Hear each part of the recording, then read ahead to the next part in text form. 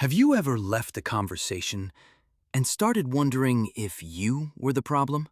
Not because someone proved you wrong, but because somehow you started doubting your own memory, your own feelings, your own understanding of what happened.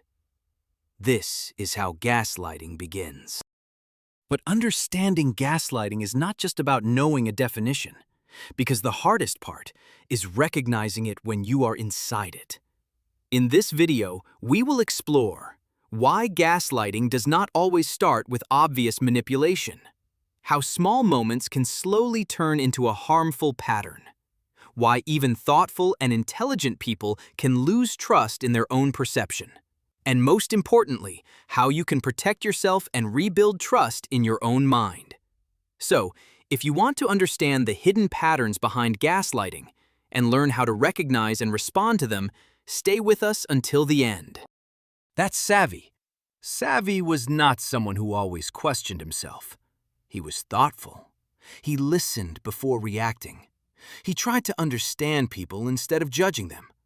Like many people, he believed that healthy relationships were built on three simple things: honesty, communication, trust.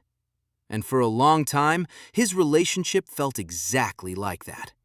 There were ordinary conversations, shared moments, and small memories that made everything feel safe. Nothing looked wrong. Nothing felt dangerous.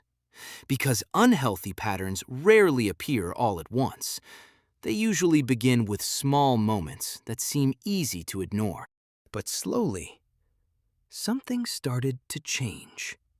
Not in a way that was obvious. There were no dramatic arguments, no clear signs that something was wrong. It started with small moments. A comment that made him question his memory. A reaction that made him wonder if he was being too sensitive. A conversation where he left feeling confused instead of understood. And at first, Savi ignored these moments. Because when you trust someone, you naturally try to understand them before you question them. This is where gaslighting becomes difficult to recognize, because it rarely begins with obvious manipulation. It often starts with small moments that slowly change how someone sees their own reality. Gaslighting is not just about making someone believe a lie.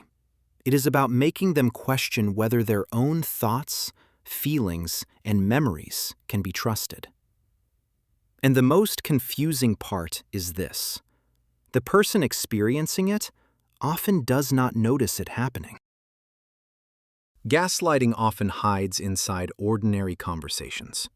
Not every disagreement is manipulation, but when someone repeatedly makes you question your own perception, something starts to change. You may begin to notice patterns like these.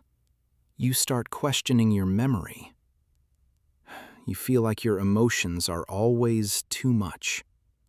You apologize, even when you are not sure you did something wrong. You stop trusting your own judgment. Gaslighting works because it takes advantage of something deeply human: our need to trust the people close to us. When we care about someone, our first instinct is not to doubt them. We try to understand them. We search for explanations before we search for problems. And that is exactly why gaslighting can become so difficult to recognize. How to break the cycle. But before we continue, if this video helped you understand something about your own experiences, support us by subscribing and leaving a like. And let us know in the comments, what topic would you like us to explore next? Your feedback helps us create more stories like this. The first step to break the cycle. The first step to breaking the cycle is not changing someone else. It is rebuilding the trust you have lost in yourself. Because when someone repeatedly makes you question your thoughts, feelings, and memories, the first thing that needs healing is your relationship with yourself. Step 2. Separate facts from feelings. The second step is learning to separate facts from feelings. When someone repeatedly challenges your perception, Your mind can start mixing what happened with how you felt about it.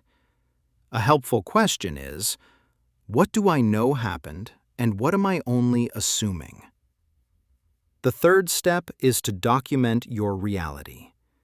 When your memories are constantly questioned, writing things down can help you reconnect with what actually happened.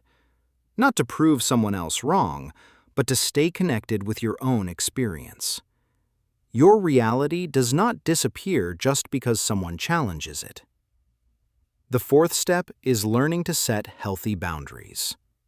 Understanding what happened is important, but protecting yourself moving forward matters too. A boundary is not about controlling someone else. It is about being clear about what you will and will not accept. Breaking the cycle does not mean you will never doubt yourself again. It means you learn how to come back to yourself when doubt appears. Your thoughts, your feelings, and your memories are part of your reality, and they deserve to be heard. Sometimes, the hardest thing to rebuild is not the relationship with someone else. It is the relationship you have with yourself. And the first step is remembering that your voice matters. Thank you for being part of Savi's journey. If this story helped you understand something new, support us by liking the video and subscribing to Salvora. And share your thoughts in the comments.